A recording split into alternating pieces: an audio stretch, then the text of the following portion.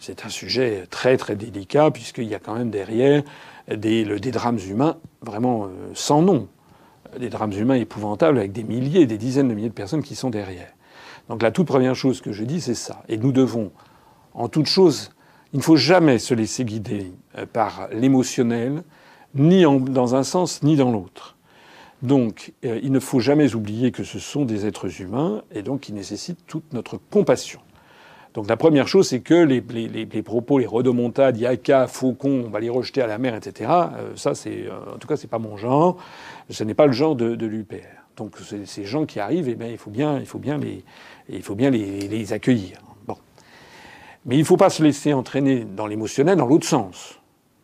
L'hypermédiatisation d'une photo atroce d'un petit garçon qui est trouvé mort sur une plage, moi, me laisse extrêmement perplexe et me laisse un goût très détestable dans la bouche. Parce que des photos atroces de petits-enfants martyrisés, il y en a des centaines de milliers sur Internet. Et bien pire que celles qu'on nous a montrées. Allez voir, je ne sais pas si je dois dire ça, mais ceux qui le souhaitent peuvent se renseigner et aller regarder les photos de villageois, d'enfants, de petits garçons, de petites filles, complètement détruits, déchiquetés en Afghanistan, en Irak, par les troupes occidentales. Et pourquoi d'un seul coup on n'a jamais vu ces photos bien plus épouvantables encore que celles qu'on nous a montrées de ce petit garçon trouvé mort sur une plage? Pourquoi ces photos d'enfants déchiquetés par les bombardements de la coalition de l'OTAN en Afghanistan ou en Irak, pourquoi on ne nous les montre pas? Donc, ceci donne à penser, et c'est odieux, que nous avons affaire à une gigantesque opération médiatique. Un montage médiatique qui d'ailleurs se fait avec la quasi-approbation des gouvernements européens. Tout se passe comme si il avait été décidé d'avoir une politique en la matière pour avoir une espèce de volonté de mettre l'Europe devant une crise prétendument ingérable et que, postulant d'ailleurs au passage l'incapacité des pays à avoir une politique autre que de recevoir tout ce flot de réfugiés. Il y a beaucoup de questions et il y a eu un internaute qui m'a dit qu'il était étonné que je pose des questions. Mais c'est normal qu'on pose des questions. Moi, je ne suis pas aux affaires. Je rappelle d'ailleurs au passage qu'à l'Assemblée nationale, normalement, il y a une séance dite de questions au gouvernement où les députés, normalement, devraient poser des questions au gouvernement. Pourquoi est-ce qu'il n'est pas prévu? Pourquoi est-ce qu'il y aurait des quotas entre les pays de l'Union européenne? Comme si l'Union européenne était l'accusée, celle qui devait être de toute façon celle qui devait recevoir les réfugiés. Moi, je considère que ce genre de problème doit être traité au niveau de l'Organisation des Nations Unies. Il y a d'ailleurs toutes les organisations, on n'en parle jamais, il y a un haut commissariat des Nations Unies pour les réfugiés, le HCNUR. Il sert à quelque chose. Pourquoi personne ne parle jamais du haut commissariat des Nations Unies pour les réfugiés? Pourquoi est-ce que ce problème n'est pas traité au niveau planétaire? Pourquoi est-ce que, par exemple, les États-Unis n'accueillent pas des dizaines de milliers de réfugiés syriens? Surtout que les États-Unis sont quand même ceux qui manipulent l'affaire depuis le début dans la volonté de renverser le régime de Bachar el-Assad. Pourquoi est-ce que le Canada, enfin les pays de l'OCDE, le Canada, l'Australie, la Nouvelle-Zélande ne font pas leur voilà? Pourquoi est-ce que la Ligue arabe n'est pas sollicitée? Que font les frères arabes des Syriens? Pourquoi est-ce qu'ils sont pas sollicités aussi? Autre question, comment se fait-il que nous ayons en France des quantités de mal logés, des gens qui mettent des années pour trouver un petit HLM? Et je ne parle même pas de ce problème qui prolifère dans notre pays, qui est la prolifération des sans-abri. Il y a des associations qui, justement, sur les morts anonymes dans la rue, chaque hiver, il y a des dizaines de Français qui meurent, qui sont des SDF, qui meurent dans la rue.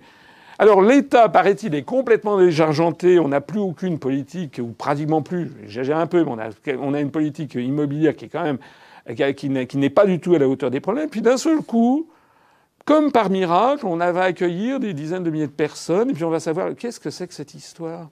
Pourquoi ce qui était totalement impossible face aux SDF devient d'un seul coup possible maintenant? Voilà. Alors que l'on me comprenne bien. Encore une fois, nous ne sommes pas...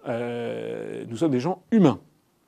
Nous considérons que parmi ces réfugiés, il faut les traiter dignement. Ce sont des êtres humains, ce sont nos semblables. Donc nous devons les accueillir bien.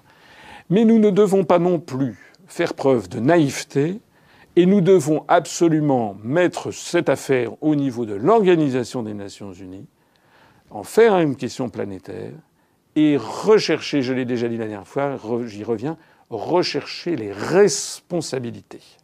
Voilà. Qui est-ce qui est à l'origine de tout ça? Et pourquoi, c'est une question que j'ai posée la dernière fois que je repose, pourquoi d'un seul coup y a-t-il cet afflux soudain de réfugiés? Ça n'a pas de sens. Ça fait maintenant 4 ans que la Syrie est à feu et à sang. Ce qui aurait été logique, c'est que l'on assistât à un flux régulier de réfugiés. Mais là, c'est d'un seul coup, brutalement, dans l'espace de quelques jours, là au prochain week-end, j'ai vu une dépêche aujourd'hui, au prochain week-end, l'Allemagne s'attend à l'arrivée de je ne sais plus combien, 20 000 nouveaux réfugiés. On a vraiment l'impression d'une opération qui a été organisée et où les dirigeants occidentaux, enfin d'Europe, font semblant d'être surpris alors que tout ceci me donne l'impression d'avoir été organisé. On est de toute façon dans une affaire de mensonges et de faux-semblants complets. J'ai vu une déclaration qui m'a laissé pantois de M. Fabius. Fabius, qui est ministre des Affaires étrangères, je le rappelle, c'est pas le meilleur qu'on ait eu. C'est le moins qu'on puisse dire. Il est d'ailleurs la risée générale de la planète entière. On a vu l'autre fois à Prague, il a titubé, enfin bon.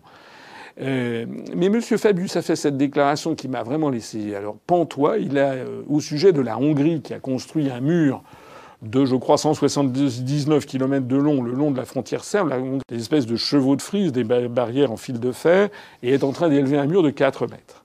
Et M. Fabius a dit que c'était un scandale, que c'était contraire aux valeurs européennes. Très bien. Moi, je ne suis pas un fanatique des murs. Mais ce que M. Fabius ne dit pas, c'est qu'au même moment, l'Union européenne finance la construction d'un mur qui est en Ukraine, qui s'appelle le mur, justement. C'est plusieurs millions d'euros, dizaines de millions d'euros, que l'Union européenne cofinance pour construire un mur entre l'Ukraine et la Russie. Alors c'est quoi ça, M. Fabius? C'est les valeurs européennes? Ou c'est pas les valeurs européennes? Et pourquoi, M. Fabius, vous ne protestez pas? Il y a aussi des murs sur les enclaves de Ceuta et Melilla au Maroc, il y a des murs, des chevaux de frise, des miradors, etc. On croirait le mur de Berlin de la grande époque. Et vous en pensez quoi de ça, M. Fabius? C'est les valeurs européennes ou c'est pas les valeurs européennes? Et qu'est-ce que vous dites aussi, M. Fabius, de la frontière que la Grèce a construite face à la Turquie, le long du fleuve Evros? Ils ont fait la même chose, c'était il y a quelques années, au cours des dernières années, ils ont construit là aussi des grillages métalliques, etc. C'est quoi ça, M. Fabius? C'est les valeurs européennes ou c'est pas les valeurs européennes? Et puis d'ailleurs, qu'est-ce que vous pensez de votre grand ami américain qui a bâti un mur extraordinaire le long du Rio Grande où il tire à vue sur les Chicanos? C'est quoi? C'est les valeurs occidentales ou c'est pas les valeurs occidentales? Et au fait, qu'est-ce que vous avez dit sur le mur qui entoure Gaza? C'est quoi ça? C'est des valeurs occidentales ou c'est pas des valeurs occidentales? Donc ça commence à être exaspérant.